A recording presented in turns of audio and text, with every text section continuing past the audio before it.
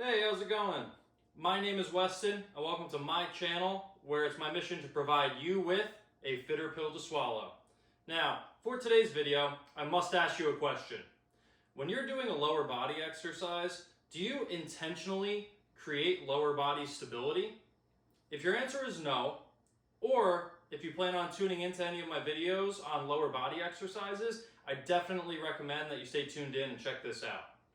Now, when it comes to lower body stability, let's first take a look at the joints we have going on down there.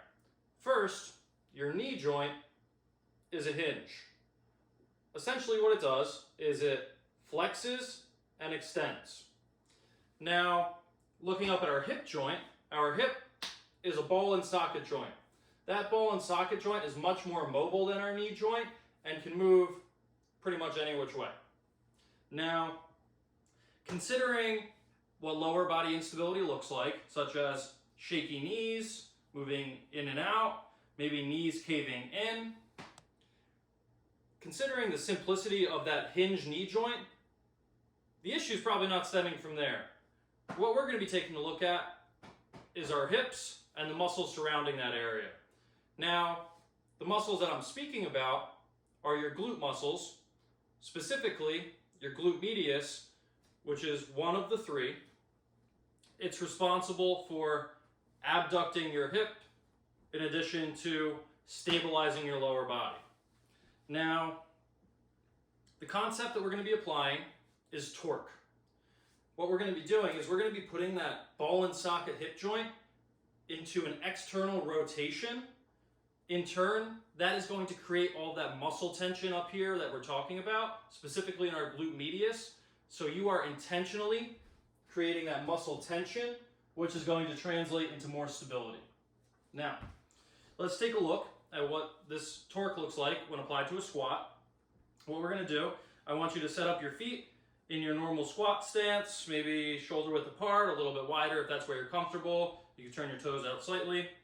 Go ahead and soften up those knees and sit back into your hips a little bit. Now, before I go, I'm going to first look at my feet.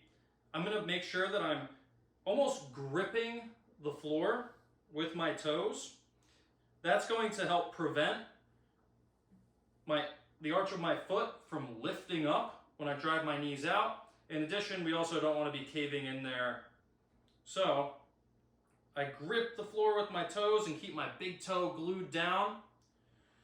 Up next, what I want you to do is drive your knees out while keeping your feet glued to the floor like we said. This almost feels like I'm screwing my feet into the floor, and this is one of my favorite cues to use when working with a client in person, all right? So, putting this all together for a squat, I go ahead and get set up, grip the floor with my feet, I drive my knees out as I screw my feet into the floor on the way down, and then come right back up to the top while still maintaining that torque at my hips. When I do this, I feel that outer glute muscle engaged the entire way up and down through that motion, and I'm creating that lower body stability intentionally and putting myself in a much safer position to prevent injury. Now, applying this to a single leg exercise, we're going to take a look at a split squat. What we're going to do here is, in this half kneeling stance, I'm going to sit back into my hip a little bit. I'm still going to grip the floor with my toes. That's going to make a little bit of that screwing in feeling, although you are going to feel it more when your feet are in that wide parallel stance, okay?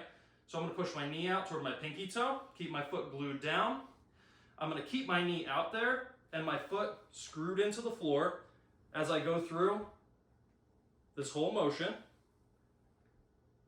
making sure that my knee's not caving in or even just straight forward. And I feel this glute medius muscle working pretty much the entire time. Now, if this is your first time tuning in or you haven't subscribed to my channel yet, I would definitely recommend that you do so, as I'm going to be releasing more videos in the future that apply this concept of torque that we're talking about today. Also, feel free to drop a comment below. I'd love to hear some feedback from you on how this went when you were applying this to your lower body exercises, in addition to anything you might want to see from me in the future. I hope you guys have a great day, and I'll see you in the next video.